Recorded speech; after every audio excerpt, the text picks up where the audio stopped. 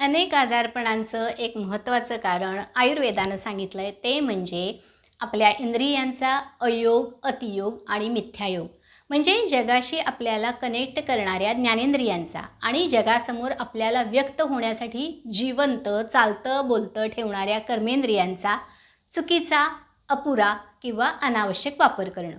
आपले डोळे, आपली बुद्धी, आपले विचार यावर चुकीच्या पद्धतीनं ताण देणाऱ्या, आपल्या शारीरिक हालचालींवर बंधन आणून आपल्याला एका ठिकाणी खिळवून ठेवणाऱ्या, शारीरिक, मानसिक आणि सामाजिक आरोग्यासाठी सुद्धा त्रासदायक होऊ घातलेल्या मोबाईल स्क्रीनिंगच्या व्यसनाविषयी किंवा मोबाईलच्या ऑब्सेशनविषयी आपण बोलत आहोत.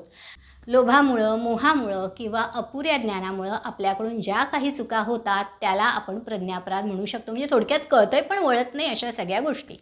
मोबाईलच्या बाबतीत सुद्धा हीच गोष्ट बऱ्याच वेळेला खरी ठरते.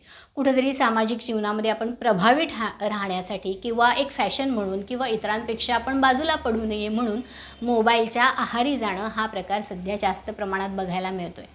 एज्युकेशन, एंटरटेनमेंट आणि इन्फॉर्मेशन या सगळ्यासाठी मोबाईल वापरत असताना आपण या एकमेकांमध्ये गल्लत तर करत नाही आहोत ना, हे आपल्याला समजून घेणं आणि शोधणं हे आधी गरजेचं ठरलेलं आहे. मोबाईल वापरत असताना मोबाईलची गरज, मोबाईलचा हव्यास, मोबाईलचं व्यसन हे टप्पे एका पाठोपाठ एक कधी पार होतात ते कळत नाही. आपण इथंच कुठंतरी याचा परिणाम आपल्या शारीरिक, मानसिक, कौटुंबिक, सामाजिक आरोग्यावर सुद्धा होतो हेही आपल्या लक्षात येत नाही. हे टाळण्यासाठी म्हणून आपण मोबाईलचं ऑब्सेशन कमी करण्यासाठी वेगवेगळे मार्ग शोधत आहोत.